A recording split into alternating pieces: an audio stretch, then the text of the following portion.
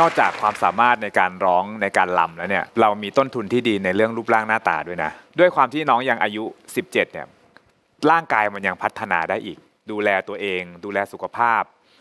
จะช่วยทำให้นอกจากการเป็นหมอลำที่เก่งแล้วน้องอาจจะมี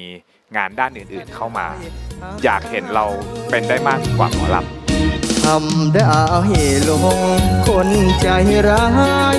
พ่อผู้ไม่ปล่อยไอ้จมความเศร้าเจ็บอีหลีการทำหน้าที่แฟนเก่าคงเอิ้นได้แค่ผู้สาวให้เขาเรียกเธอว่าแฟนเลือนความแค้นถึงเจ็บและแสนบ่โทษเจ้าดอกควรถือว่าบุญอายหน่อยบ่พอได้หวงทางเจ็บปวดบางทีสิคอยทำใจ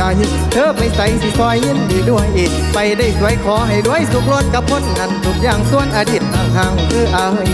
อย่าคืนน้ำ